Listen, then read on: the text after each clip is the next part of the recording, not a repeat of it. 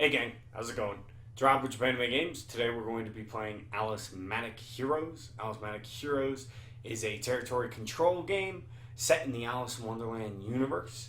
So basically what you're going to be doing is managing 5 segments of your economy and trying to take over Wonderland.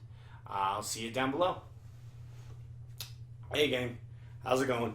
It's Rob. This is Alicematic. It is a territory control game. What you're going to want to do first is you're going to want to set up your play area. I've set it up for 3 players. If you look in the rule book, I think on the 4th or 5th page, it has rules for how to set it up for more than 3 players. You want to get your deck of Alices.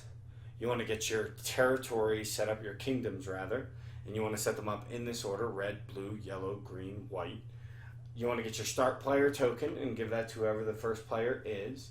You want to get your yellow dream tokens, green resource tokens, red war tokens, and then bronze and silver victory point tokens. And you want to get your specific kingdom markers. So I've gotten my little Mad Hatter kingdom markers because I'm playing the Mad Hatter. Cheshire Cat has the Cheshire Cat tokens. And we're going to begin. I'm just going to be walking you through a couple of simulated turns. This game's actually really eloquent and simple, and so shouldn't take too long. Basically, every turn is split into excuse me. Every turn is split into 2 phases. Your card phase and your territory phase. In the card phase, you play 1 card. At the beginning of the game, I draw 5 cards. And now, as you can see, I have Adventurer Alice, Chinese Alice, Fighter Alice, Original Alice, and Deep One Alice. All those are up on the screen there for you. And if you see in the top left-hand corner, they have a cost.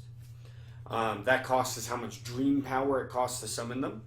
And they have an effect. And that effect is called their Megalomania. And their Megalomania triggers when it says it triggers. No duplicate Megalomanias can trigger in a single turn. Blah, blah, blah. So, basically, the way it begins is I play 1 card. I can only play a card equal to my dream power. Now, if you look at my hand right here, once again, it's right up there on the screen. I have 3 0 costs in Adventurer Alice, Chinese Alice, and Deep One Alice. A 1 cost and a 2 cost. Right away, I cannot play the 1 cost and the 2 cost because my dream power right now is 0. How do we know my dream power is 0? Well, because there are no cards in my yellow slot. It's the beginning of the game. I haven't developed my imagination yet. So, I can make a choice right here. And what my choice is going to end up being is I'm going to play Deep One Alice. I'm going to play her face up, because you can play cards face down. And I'll explain that in a later turn. Play her over my dream area. And bam! That's my play phase. I play 1 card.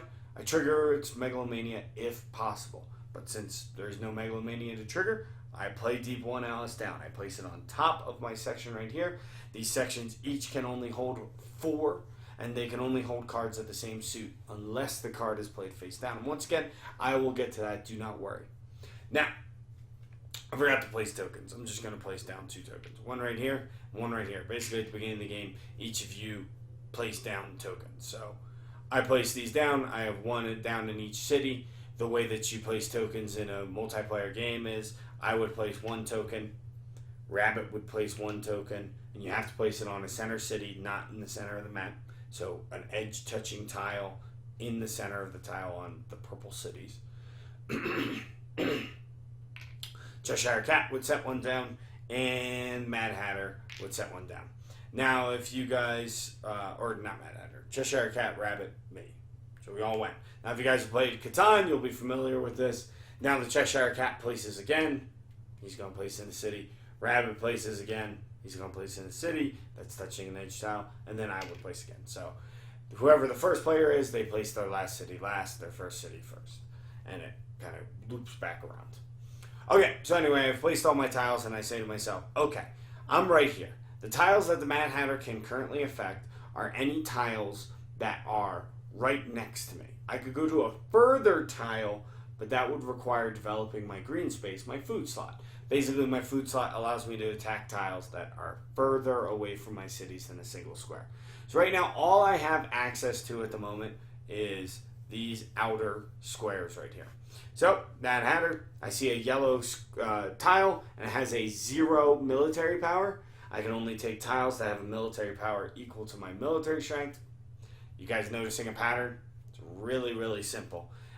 If you're confused, my recommendation from running a lot of demos and conventions is it's not as complicated as you think it is.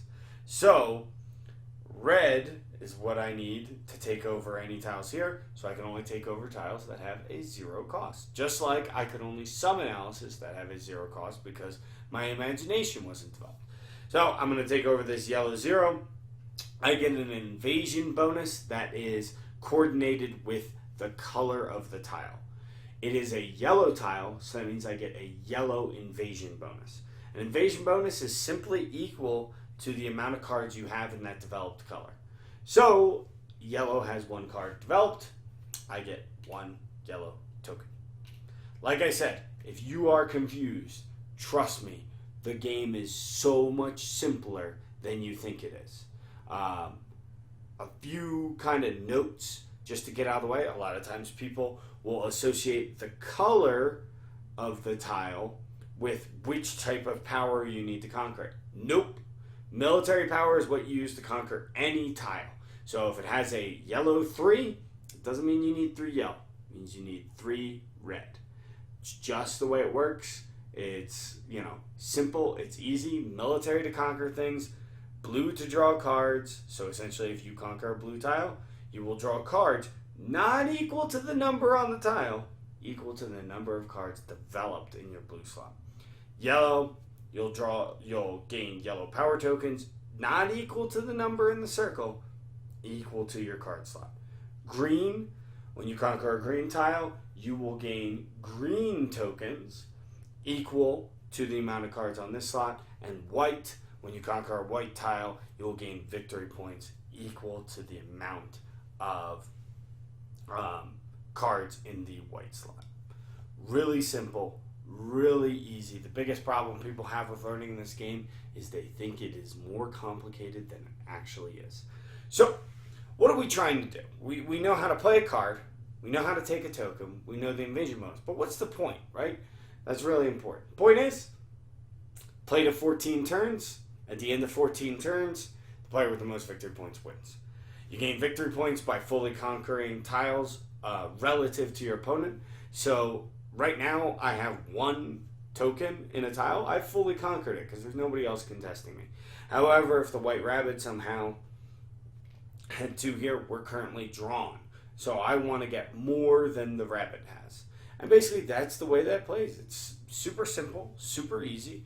We go around the board, and the goal is to develop our kingdom to better facilitate us conquering the lands. We cannot conquer a tile that is owned by another player if it is connected to a city. If it's not connected to a city directly, then we can conquer it. We cannot move through or conquer these black mysterious forests unless we have completely surrounded it. And once we do so, we gain victory points equal to the amount of tiles surrounding it. And we may also play Alice's face down, not having to pay any imagination costs onto any suit, even if it doesn't match. Because when we play face down, it's no longer an Alice, it is a commoner. You see the back of the card, it says commoner. And when we play it, we draw a card. So that's a good way if you've drawn a hand of cards that just don't do anything for you. Just cycle through it a little bit. Look for some cards that do stuff for you and develop your board a little bit more. We would go back and forth for 14 turns. Game would end, and we would count up victory points. Victory points that we had gathered through the game by conquering white tiles, and victory points by having more pieces on the board. It's very, very simple. First place on a tile gains 6 points. Second place gains 3 points. Draw gains 3 and 3, and there's no second place. So, really, this is just a game about maximizing your ability to conquer tiles relative to your opponent. The board's relatively small, and it's always designed to be that way, so you're kind of forced to play aggressively against each other, which is a lot of fun. And there are many Alices that allow you to do some interesting and fun strategies. I'm going to cover some kind of corner case rules here for a minute. The low conquer tokens have two sides. One side is just your emblem or logo. Mine is a hat because I'm the Mad Hatter. And the other side is the hat with two swords crossed on it. Basically, this is one of the only kind of complicated rules in the game. But even this is not very complicated. I may, in a turn, place a sword logo hat anywhere on the board. If I do so, I may then, that's pretty much my conquer phase. I place it like this. I do not get an invasion bonus. Nothing happens. However, on a later turn, I may flip that tile as my action and conquer the space. Basically, you're probably never going to do this because it wastes 2 of your 14 turns to conquer a single tile. But it exists in the game to make it sure that so that no one can ever be boxed in either by clever opponent play or dumb play on your part. So you always have kind of a get out of jail free card so that you're at least doing something. Corner case number 2. If you run out of cards, your turn immediately ends. You draw 1 card and that's it. So it kind of sucks. Don't run out of cards, guys. Either do that by playing lots of commoners, but that's kind of inefficient because Alice's powers are really strong, or by developing your blue area. Think about it, guys. You only have 14 turns, so you can calculate it pretty easily. Lot of intricate strategy to a relatively simple game here. And corner case number 3. If you take over a territory that was already controlled, you gain an invasion bonus that is half. So if rounding down, by the way. And then corner case number 4, the little meeple symbols that are on the city shows how many players can take residence in that city. You can't kick a player off a city. You just all join in and hang out in the city. So that's corner case number 4. That covers all of the kind of weird kind of things. Other than that, guys, super simple. I'm going to go over it one more time. Red is military. You take over a red area, gain military power tokens equal to red. Tokens act as temporary versions of cards on this slot. So, if I have 3 red power tokens on my red area and 1 card, I could conquer a territory of 4 or less. Blue, draw cards equal to the amount of cards on blue. Yellow, gain yellow power tokens equal to the amount of cards on your yellow slot. Yellow power tokens, just like the military tokens, act as temporary yellow cards. So if I have 3 yellow power tokens and 1 yellow card, I can summon a card of 4 or less. Remember when I said you can have only 4 cards on the slot? That's how you could, if you have yellow power tokens, that's how you can summon an Alice, like say Demon Lord Alice, you see it up there, who costs 8. Green, this is your logistics. It's how far you can move away from your cities. So if I have 1 card on green, I can move 1 space away from green. Pretty simple. And when I take over a green territory, boom, boom, boom. I gain green power tokens, which act as temporary green cards. All super simple stuff, all following the same logic. Super easy. And white, gain victory points equal to what you take over on white. You play 1 card, either face down or face up. If it's face down, you draw a card, but you gain none of the Alice benefits, and it can be played out of suit. Face up, you have to pay its imagination cost, which is your yellow kingdom slot. You can conquer 1 territory. The territory must be within your restrictions of your kingdom, so you must have enough military power, you must have enough food to reach it, etc., etc. And that is Alicematic. Again, so that's Alicematic. It is a super simple game. I'm serious, guys. You look at the board, and the thing people get is they're like, "Ooh, I don't know. This looks a little complicated." It really isn't.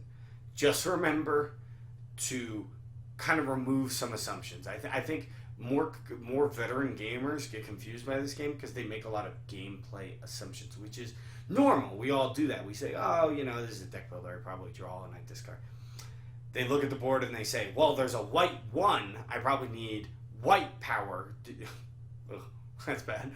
I probably need white card slots to take it over.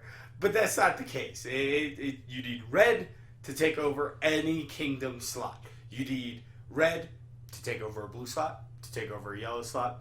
In addition, when you're summoning a card, they'll see green, a green 3, and they'll say, I bet I need 3 cards in the green slot to summon this Alice. No. You need yellow to summon Alice's. Doesn't matter if it's red Alice, blue Alice, yellow Alice, or green Alice, or white Alice. You just need yellow power to summon it. So that's Alicematic. It's a lot of fun. For me, it combines the elements of, like, say, a game like Risk or Catan, but the game actually ends. You can play a intricate strategy game in 20 minutes, 30 minutes at the most. You know, because it's 14 turns. That's it. You just play 14 turns, or 14 rounds, rather, because you go around once. And it's over. You have 14 kind of territory placements, and you have 14 cards to play. That's it. Easy peasy. Analysis paralysis, gone.